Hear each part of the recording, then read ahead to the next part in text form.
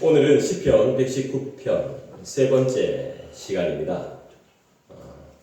오늘 본문의 내용은 왠지 좀 순교자의 정신 같다라는 생각이 듭니다. 순교자. 순교하는 마음으로 이 말씀을 받으면 좋겠다는 생각도 들지만 주님의 말씀, 주님의 율례, 주님의 계명, 주님의 율법이 나에 귀한 즐거움이 되고 충고자가 된다. 이런 말씀 같아요. 그래서 어떤 사람들, 고관들이나 관리들이나 높은 사람들이 우리를 힘들게 할지라도, 심지어 믿지 않는 사람들이 우리를 비방할지라도 나는 이 말씀을 계속 읊조리며 묵상하겠습니다. 라는 순교자의 정신이 담겨있는 그런 말씀 같아요. 고난이 많은 세상을 이겨낼 힘을 주의 말씀을 통해서 얻고 싶다라는 고백이죠. 고난이 많고 고생이 많지만 나는 이 고난을 주님의 말씀으로 헤쳐나가고 싶다라는 고백입니다. 그죠? 근데 이 안타깝게도 이 119편의 저자를 모릅니다. 우리는. 그리고 언제 기록이 되었는지도 몰라요. 누가 썼는지도 모르고 언제 지어진 시인지도 우리는 정확히 알 수가 없습니다. 하지만 그냥 추측해 본다면, 이제 추측입니다. 모르기 때문에 다윗이라면, 그 다음에 또 시편의 저자가 누가 있습니까? 솔로몬이라면, 그 다음에 모세라면, 우리 가정을 한번 해보죠. 가정을 다윗이라면, 솔로몬이라면, 모세라면. 자, 다윗은 어떤 사람입니까? 예를 들어서 이 시편의 저자가 다윗이다. 다윗은 어떤 사람이죠? 왕이죠, 왕. 다윗은 왕입니다. 다윗 왕. 솔로몬도 왕이죠. 모세도 이스라엘을 이끄는 지도자죠. 자, 왕, 지도자, 리더, 이런 사람들은 보통 어떤 사람들입니까? 다윗은 어떤 왕이었으면 어떤 위치에 있습니까? 일단 우리보다는 풍요하겠죠, 그죠? 풍요한 사람입니다. 그리고 왕이니까 유명하죠. 그리고 권세가 있죠. 영광도 있죠. 영화롭게 살죠. 그죠? 세상 일에 대한 지혜도 아마 우리보다 많았을 겁니다. 지식도 많았을 것이고. 유명한 사람이다 보니까 부귀영화를 많이 누렸을 겁니다. 그죠? 근데도 이렇게 이름을 떨쳤음에도 불구하고, 유명함에도 불구하고, 그는 자신을 가리켜서 뭐라고 표현합니까? 다윗이, 솔로몬이, 예를 들어 모세가 이 시편을 기록했다면, 자, 이렇게 유명함에도 자신을 가리켜서 뭐라고 말하죠? 17절에 뭐라고 말합니까? 종이라고 말하죠. 종. 자, 그러면 19절에는 뭐라고 말해요, 자기를? 나그네라고 말하죠. 네. 자, 하나 더 찾아볼까요? 24절에는 뭐라고 말합니까? 그렇죠. 나의 즐거움이라고 말하죠. 더 많은 즐거움이 있었을 건데, 왕궁에 있다 보면 더 많은 즐거움이 있을 텐데도 주의 말씀이, 주의 증거들이 나의 즐거움이라고 이렇게 표현합니다. 이게 바로 자신의 신앙 고백 아니겠어요? 네. 여러분에게도 나름대로 다 신앙 고백이 있죠, 그죠? 네. 우리 모두에게 고백들이 다 있습니다.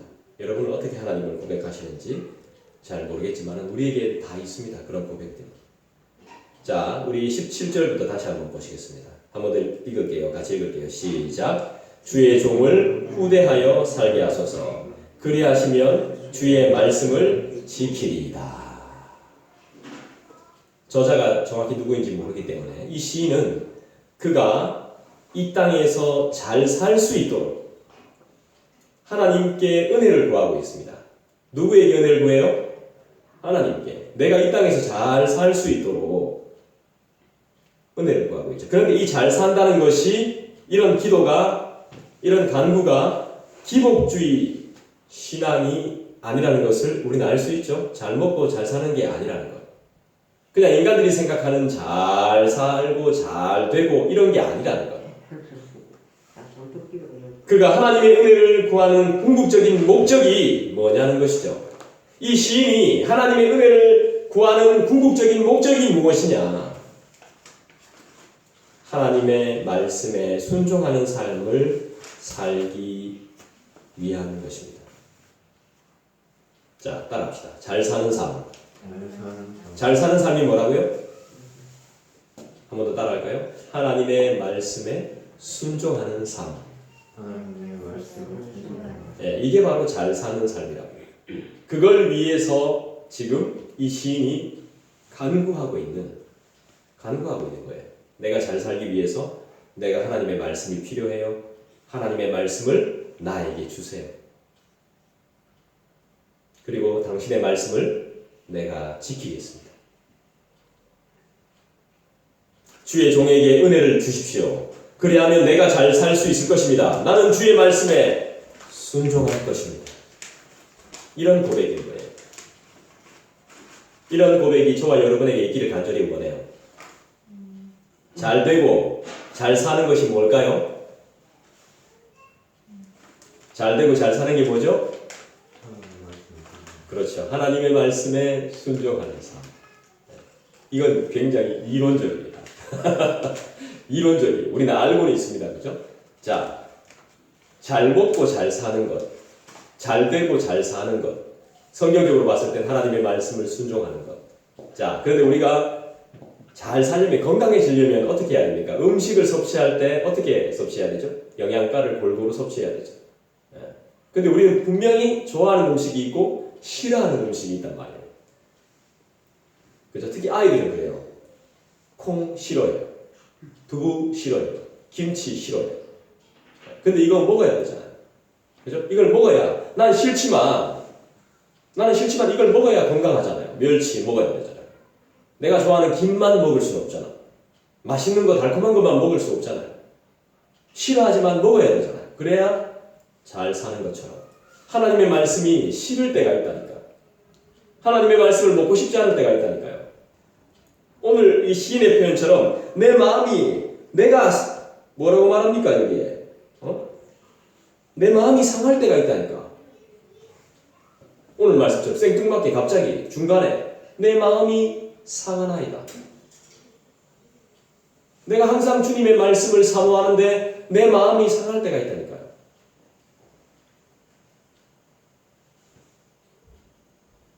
(18절) 보십시다. 같이 읽습니다. 시작. 내 눈을 열어서 주의 율법에서 놀라운 것을 보게 하소서. 자, 내 눈을 열어서 율법에서 놀라운 것을 보게 하소서. 여러분, 놀라운 것이 뭡니까? 놀라운 것. 놀라운 것이 뭐지? 놀라운 것이 뭐예요? 여러분들은 뭐를 놀라운 것이라고 말합니까? 기이하고 신기하고 또 뭐예요? 또 뭡니까? 그런 것들이죠. 그죠? 기이하고 신기한 것들. 자, 놀라운 것. 이 놀랍다는 것. 내 눈을 열어서 주의 율법에서 놀라운 것을 보게 하소서. 그전에는 내가 몰랐습니다. 하나님의 말씀을 봐도 이게 놀랍고 신기하고 기이한 것인지 몰랐는데 이제는 하나님의 말씀을 읽으면 읽을수록 놀랍다는 것을 깨닫게 됩니다. 그죠? 말씀에 다 있으니까. 내 상황에 대해서, 지금 이 상황에 대해서, 내가 가야 할 길에 대해서 자세하게 인도하고 있으니까. 근데 여기서 놀라운 것은 나의 구원을 말하는 거예요. 나는 지금 구원받을 생각조차 못하고 있는데, 나는 구원에 대해서 생각해 본 적이 없는데 하나님은 나의 구원을 위해서 지금도 놀랍게 역사하고 계시더라는 거죠. 자, 놀라운 것이라고 하면 보통 인간이 전혀 생각하지 못했던 것이 나타날 때 우리는 놀랍니다. 내 생각했던, 내 예상을 빗나갈 때, 내가 전혀 상상할 수 없었던 것들이 펼쳐질 때, 꿈도 못 꿨는데? 그래서 그런 일이 굉장히 놀라죠. 예상 못했던 것. 그죠? 시인은 하나님께 기대하는 은혜를 구하고 있습니다. 시인은 하나님께서 그의 눈을 열어서 하나님의 진리를 깨닫게 해주심으로 그에게 은혜를 베풀어 주시기를 지금도 계속해서 기도하고 있는 것이죠. 어떻게 해요? 나의 눈을 열어 주셔서 내가 볼 수 있게 해 주시옵소서. 주의 법 안에 있는 놀라운 진리를 깨닫게 해 주시옵소서. 이 놀라운 게 뭐냐고요? 우리의 예상을 깨는 것, 인간이 짐작할 수 없는 방법, 가치로도 매길 수 없고 비교할 수 없는 것, 이게 바로 놀라운 것이죠. 뭡니까? 바로 저와 여러분의 구원인 것이죠. 할렐루야. 네, 우리는 이게 상상도 못하는 거예요. 정말 놀라운 것이죠. 일반 사람들은 생각지도 못하는 거예요. 천국. 지금 우리가 인재를 넘어서 천재지변을 당하고 있죠. 그런 가운데서도 우리의 구원이 흔들리지 않은 걸 믿습니다. 19절 볼까요? 같이 읽겠습니다. 나는 땅에서 나그네가 되었사오니 주의 계명들을 내게 숨기지 마소서. 나는 땅에서 나그네가 되었사오니 주의 계명들을 내게서 숨기지 마소서. 기도하고 있는 거잖아요. 난 땅에서 객입니다. 객. 난 지금 객지에 있습니다. 그만큼 힘들고 불편하고 서러운 상황입니다. 이런 서러운 상황이 되었사오니 주의 계명들을 내게서 숨기지 마소서. 나에게 먹을 것을 주소서, 나에게 입을 것을 주소서, 나에게 돈을 주소서, 나에게 사람을 주소서, 나를 외롭지 않게 하소서가 아니라 주님의 계명을 끝까지 숨기지 말아 주십시오. 어떻게 하면 이런 고백이 나올 수 있을까요? 시인은 자신이 이 땅에서 나그네라고 고백하죠.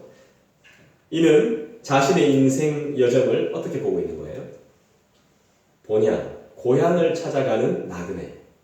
그러니까 여기가 종착지가 아닌 거예요. 내가 진짜 가야 할 곳이 있다는 거예요. 내 고향은 여기가 본토가 아니라는 거예요. 본향이 아니라는 거예요. 내 집이 아니라는 거예요. 여기는 내가 진짜 가야 할 곳이 있다는 것이죠. 고향으로 가는 나그네 길로 생각하고 있고, 이 여정의 길잡이가 뭐라고 말해요? 이 여정의 나침반이 뭐라고 말하죠? 이 여정의 내비게이션이 뭐라고 말합니까? 주님의 계명이라고 말하죠. 내가 인생을 살아감에 있어서 나의 인생의 나침반, 내 인생의 표지, 내 인생의 전부를 주의 계명이라고 하고 있습니다. 결국엔 말씀이라고 하고 있죠. 내 인생의 길잡이, 내 인생의 참고서. 바로 이런 이유 때문에 그가 하나님의 길을 선명하게 볼 수 있도록 그의 눈을 열어달라고 기도하는 거죠. 하나님의 길을 선명하게 볼 수 있도록. 세상에서 나그네 된 자, 갈 곳 없는 객이 된 자가 구해야 할 것이 무엇입니까? 우리가 구해야 될 것이 무엇입니까? 나는 이 땅의 나그네입니다. 주의 계명들을 내게서 숨기지 마소서. 말씀하여 주옵소서. 우리의 신분이 나그네입니다. 우리는 순례자입니다. 우리는 객입니다. 왜죠? 우리가 가야 할 본향이 있기 때문입니다. 여러분 맞잖아요. 예배 드리면 여기 계속 계실 거예요? 예배 끝나고 나서? 아니죠. 가야 할 곳이 있잖아요. 여기 잠시 머무는 거예요. 임시로 머무는 거예요. 나는 다 내가 가야 할 처소가 있는 거예요. 똑같은 거예요. 우리의 인생 자체가, 우리의 영혼 자체가 가야 할 곳이 있단 말이에요. 그래서 여기서 만족하지 않는 거예요. 여기서 모든 걸 다 이루려고 하지 않는 거예요. 여기서 끝장을 봐야 되는 게 아닌 거예요. 여기서 누구보다 남들보다 떵떵거리면서 살아야 되는 게 아닌 거예요. 더 중요한 게 있는 거예요. 여기는 그냥 삶의 과정일 뿐이에요. 삶의 과정. 내가 진짜로 가야 할 곳이 있다는 거예요. 내가 여기서 하나님의 말씀을 가지고 내가 내 처소로 가는 거예요. 20절 보십시다. 주의 규례들을 항상 사모함으로 내 마음이 상하나이다. 여러분 이걸 어떻게 해석하겠습니까? 주의 규례들을, 내가 하나님의 말씀을 항상 사모하는데 내 마음이 상합니다. 사모하면 사모할수록 내 마음이 상합니다. 속이 상합니다. 마음이 상합니다. 아픕니다. 이거 어떻게 해석할 거예요? 내가 주님의 말씀을 사모하는데 좋아야 되잖아. 더 좋아야 되는데 막 마음이 상해요. 내가 좋아하는 사람하고 이야기를 하면 할수록 내가 마음이 상합니다. 좋아야 되는데 이거 어떻게 해석할 거예요? 교회 오면 올수록 마음이 기쁘고 즐겁고 해야 되는데 마음이 상하고 막 불편하고 막 짜증도 나고 막 이런데 이거 어떻게 해석할 거예요? 주의 규례들을 항상 사모하는데요. 내 마음이 상해요. 네? 이거 어떻게 해석할 겁니까? 말씀 때문에 속상했던 적이 있습니까? 내가 말씀을 전함으로 속상했던 적 있어요? 복음을 전함으로 마음이 안타까웠던 상황이 있었어요? 그러면 여러분들은 살아있는 거예요. 내가 말씀 때문에 속상한 적이 있었고 내가 말씀을 전함으로 속상한 적이 있었다면 여러분들이 살아있는 거라고. 아, 살아있네. 이래야 되는 거야. 그만큼 열정이 있다는 열정. 이 시인의 열정이 느껴집니까? 내가 하나님의 말씀을 너무너무 사모해서 너무너무 사랑함으로 내 마음이 상합니다. 내 마음이 상할 정도로 아무도 들어주는 사람이 없는데 내 마음이 상할 정도로 이 시인의 열정이 느껴져요? 시인은 이 저자는 자신이 스스로 말씀을 이해할 수 없다는 사실을 인정하고 간절히 하나님께 그의 눈을 열어주시길 계속 바라고 고백하고 있는 거죠. 시의 말씀을 향한 그 열정이 느껴집니까?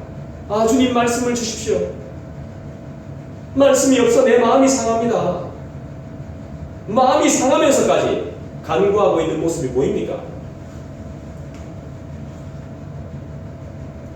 나의 영혼이 간절히 바라고 있습니다. 언제나 주님의 말씀에 대한 갈망으로 불타고 있습니다. 이 뜻인 거예요. 나는 나그네 영혼이 이 땅에 사는 날 동안 날마다 주의 말씀과 더 가까워지게 하옵소서. 이 고백인 겁니다. 이 고백. 저는 설교를 준비하기 전에 다른 책들을 상당히 많이 읽습니다. 이것저것. 계속. 이유는 말을 잘하려고. 여러 가지 봅니다. 이것도 보고 저것도 보고. 그런데 정말 하나님의 말씀만큼 좋은 내용은 없는 것 같아요. 현실을 막 찌르니까. 우리에게 없는 것들을 계속 말씀하니까. 우리에게 결핍된 부분들을 아주 적나라하게 우리에게 말씀해 주시니까요. 제가 하는 작업들이 소용없다는 게 아니라 그만큼 작업하지만 그것보다 더 하나님의 말씀은 그냥 우리의 영혼을 진짜 쪼개죠. 일주일의 삶을 회개하게 만들죠. 내 안에 이런 열정이 있었던가? 하나님의 말씀을 이렇게 항상 사모함으로 내 마음이 상하기까지 이렇게 사모한 적이 있었던가? 열정이 있었던가? 내가 말씀을 전하고 상심해 본 적이 있었던가?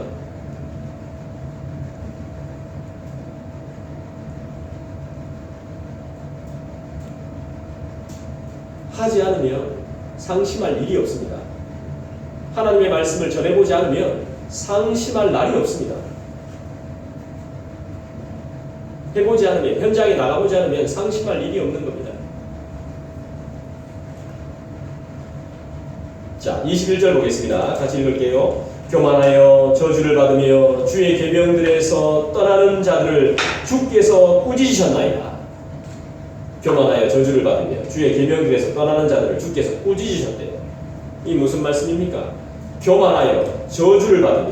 자, 교만하고 저주를 받는 자들은 어때요? 어떤 사람들이에요? 주의 계명에서 떠나는 자들이라고. 성경이 말하잖아요. 이거 그냥 흘려가면 절대로 캐치할 수 없어요. 잘 보십시오. 주님의 계명을 떠나는 자, 인간들의 기본적인 사상입니다. 자기의 삶을 고수하는 자, 자기의 생각을 고수하는 자, 자기의 아집을 고수하는 자, 자기의 삶을 바꾸지 않고 고수하는 자, 교만하고 저주를 받는다. 이게 바로 주의 계명을 떠나는 자들이죠. 그런 자들을 하나님께서 어떻게 하셨다고요? 꾸짖는단 말이에요. 하나님이 직접 꾸짖으실 수도 있고 다른 사람을 통해서 꾸짖을 수도 있고. 교만한 자들은 항상 부딪히죠. 교만한 자들은 항상 분란이 생깁니다.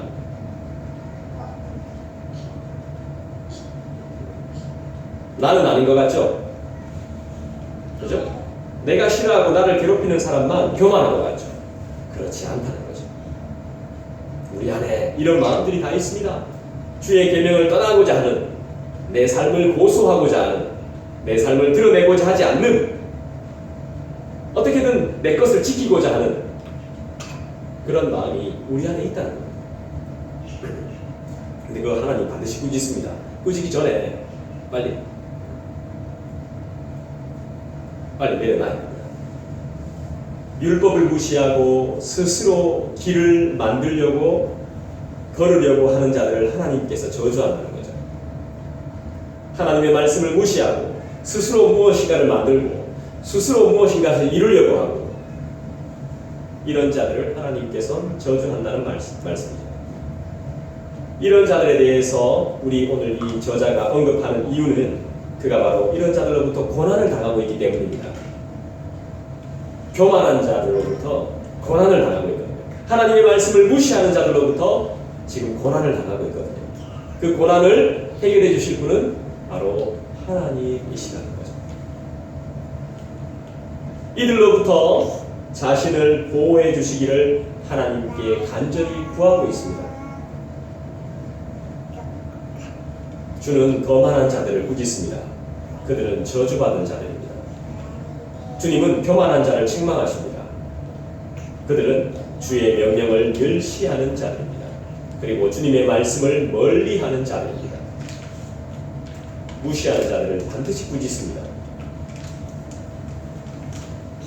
20절을 해석하려면 21절을 참고해야 돼요. 교만한 자들 때문에, 하나님의 말씀을 무시하는 자들 때문에 내 마음이 상하거든요. 자, 22절 보십시다. 같이 읽을게요. 시작. 내가 주의 교훈들을 지켰사오니 비방과 멸시를 내게서 떠나게 하소서. 할렐루야. 자신을 나그네로 이해하고, 이 시편의 저자가 자신을 나그네로 이해하고 있다는 점에서 어쩌면 나그네로 살고 있는 세상에서 어려움을 당하는 것은 당연한 결과겠죠. 임시로 있는 거니까, 정식으로 있는 게 아니니까 고난을 당하는 거죠. 그럼에도 불구하고 오늘 이 시인은 하나님께서 이 땅을 말씀으로 여전히 통치하시는 분이시라는 것을 믿고 있습니다. 그 믿음으로 자신을 괴롭게 하는 교만하고 말씀에서 떠난 자들을 심판해 주실 것을 강구하고 있는 것이죠. 그리고 나는 끝까지 하나님의 말씀을 지키겠다고 고백하고 있는 것이고, 더 이상 내가 조롱과 비웃음을 당하지 않게 해주십시오. 근데 이런 기도, 내가 더 이상 비방과 조롱을 당하지 않게 해주십시오라는 이 기도는 내가 말씀을 전했을 때 하는 행동이지, 말씀도 전하고 있지 않은데 비방을 당하고 조롱을 받은 이유는 없습니다.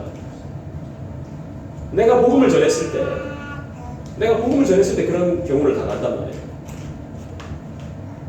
열정 있는 삶을 말씀에 대한 열정이, 엄청난 열정의 삶을 살고 있는 것이죠. 더 이상 내가 조롱과 비웃음을 당하지 않게 해주시고 자유하게 해주십시오. 왜요? 왜 이렇게 기도하는 겁니까? 내가 주의 법규를 지키고 있기 때문에, 내가 주님의 교훈을 지키고 있기 때문에, 내가 주님의 교훈을 따르고 있기 때문에 내가 비방을 받을 이유가 없다는 것입니다. 근데 그건 내가 판단하는 게 아니죠. 하나님께서 판단해 주셔서 우리를 지켜주셔야 되는 거죠. 내가 선하고 내가 완벽하고 나는 그렇게 살고 있다 말하면 안 됩니다. 하나님이 판단해 주셔야 되는 거예요. 하나님이 판단해 주셔서 하나님이 이끌어가 주셔야 되는 거죠. 판단은 남이 하는 겁니다. 내 자신에 대해서. 나는 내가 어떻게든 내 자신을 좋게 봅니다. 좋은 점을 막 끌어내요. 그리고 이유가 있어요. 다 그렇게 한 것들에 대한 실수와 잘못과 실패와 죄에 대한 이유가 다 있습니다. 이유 없는 무덤이 없는 것처럼 이유가 다 있어요. 근데 평가는 내가 평가하는 것보다 다른 사람이 나를 평가해 줘야 되는 거죠.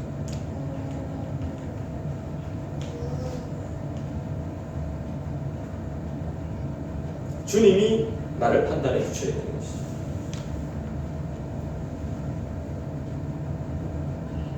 나그네, 객은 정해진 곳이 없습니다. 잠시 머물다가 떠나야 하기 때문에 늘 힘든 삶을 삽니다. 그런데 이 힘듦도 여러분 일시적이라는 것을 기억해야 됩니다. 한시적입니다. 한시적. 영원하지 않습니다. 우리의 삶은 영원하지 않은 것처럼 우리의 고통도 영원하지 않습니다. 기간이 있는 겁니다. 23절 보겠습니다.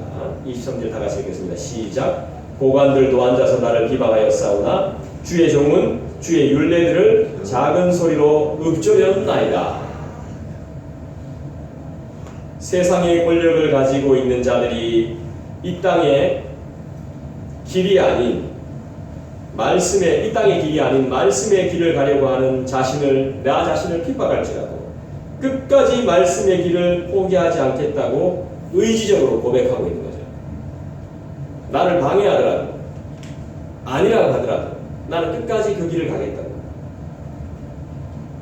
맞습니다. 우리에게 진실로 필요한 것은 포기하지 않는 마음인 것이죠. 하나님의 마음, 하나님의 말씀에 대한 포기하지 않는 것, 결국엔 믿음인 것이죠. 믿음이 이깁니다. 주 예수를 믿는 믿음이 이기는 것이죠. 근데 이 믿음을 누가 주십니까? 주께서 믿음을 우리에게 허락하셨습니다. 오늘 이 기도의 내용이 여러분들의 기도의 내용이 되기를 간절히 소원합니다. 자, 24절 볼까요? 24절 보겠습니다. 같이 읽습니다. 시작. 주의 증거들은 나의 즐거움이요 나의 충고자니이다. 하나님의 말씀이 험한 세상에서 우리를 기쁘게 하는 이유가 뭐예요? 이 세상에서 중심을 잃지 않도록 도와주는 실질적인 조언자가 바로 말씀이라는 거예요. 말씀은 변함이 없어요. 말씀은 우리를 배신하지 않아요. 그죠? 비록 세상의 권력자들이 모여 앉아서 나에 대해서 험담하고 나를 괴롭게 할지라도 주의 말씀은 나의 기쁨이고 그것들은 나의 조언자이고 그것은 나의 위로자. 하나님의 말씀은 나의 위로자입니다. 할렐루야. 시편 119편은 말씀에 대한 예찬으로 가득 찹니다. 진짜 말씀에 대한 예찬이 막 넘쳐나요. 노래 같아요, 노래. 특별히 오늘 시인은 하나님의 말씀을 알아가는 것을 어떻게 표현하죠? 세상의 보화를 얻는 것보다 귀하다고 말해요. 세상의 부귀영화보다 보물보다 더 귀하다고 말합니다. 왜 이렇게 말할까요? 이유가 뭘까요? 말씀 안에 하나님께서 예비하신 모든 복이, 모든 형통의 고백이 담겨있기 때문이죠. 한마디로 뭡니까? 말씀은 하나님의 보석 상자다. 바로 이런 이유에서 이 땅의 복이 아니라 하늘의 복을 누리기를 소망하는 오늘 시편의 저자와 우리들은 우리의 눈을 열어서 하나님의 법의 놀라움을 경험하게 해달라고 기도하고 있는 것이죠. 오늘 그래서 설교의 제목이 놀라운 것, 놀라운 일, 하나님이 하신 놀라운 일, 내가 상상치도 못했던 일, 내가 예상하지도 못했던 일. 하나님의 말씀은 세상의 지식으로 열리는 것이 아니라 철저하게 말씀의 저자이신 하나님이 열어주셔야만 깨닫게 되는 거죠. 그래서 우리는 말씀을 진리라고 합니다. 우리는 하나님께서 말씀을 열어주실 때 성경의 인물들 속에 숨겨놓으신 나를 향하신 하나님의 놀라운 섭리와 계획을 깨닫게 됩니다. 오늘 이 고백이 우리의 고백이 되게끔 하나님이 계획하고 계신 것이죠.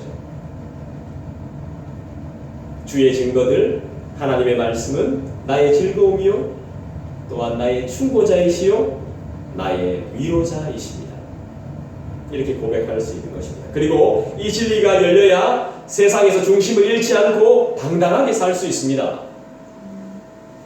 우리에게 정말 중요한 것은 뭡니까?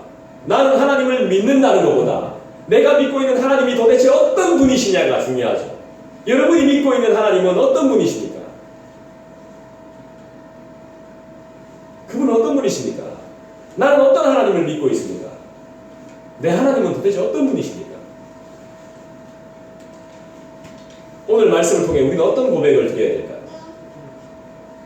따라합시다. 말씀하시는 하나님, 누구에게? 나에게. 위로하시는 하나님, 누구에게?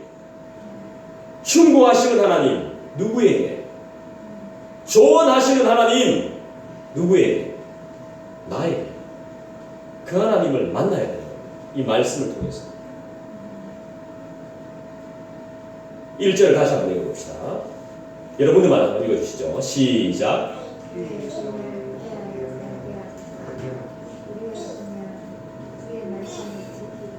주의 종을 후대하여 살게 하소서. 그리하시면 주의 말씀을 지키리이다. 후대가 뭡니까? 후대한다는 게 뭡니까? 잘 대접하는 거죠, 그죠? 자, 우리는 잘 대접받고 있습니까? 후대하면서 살고 있습니까? 아니면 어떻게 초라하게 살고 있습니까? 자, 왜 그렇습니까? 하나님이 우리를 후대하셨습니다. 왜요? 하나님이 우리에게 생명을 주셨기 때문이죠. 그 또 다른 생명도 허락하셨기 때문이죠. 그리고 이 삶을 누릴 수 있게 해주셨죠. 자녀도 낳게 하고 일자리도 있고 먹고 살 수 있게 하셨고 부모도 있고 가족도 있고 친지도 있게 하셨습니다. 우리는 이것을 은혜라고 말하지만 실상은 주님이 우리를 후대하시는 겁니다. 후대한, 이 아멘이 돼야 됩니다. 우리를 후대하시는 거예요. 그리고 기도하면 하나님께서 어떻게 하시죠? 도움을 주시죠. 이것도 후대란 말입니다. 후대. 하나님이 우리를 후대하시는 거예요. 그렇기 때문에 사람이라면, 인간이라면, 믿는 자라면 하나님을 섬기는 일에 생명을 거는 거예요. 베푸는 일에 인색할 필요가 없는 거예요. 누가 도움을 구하면 도와줘야 되는 거예요. 근데 너무 막 과하게 부탁하는 건 좀 곤란하겠지만 한번 몇십만 원 달락하면 몇십만 줘야 돼요.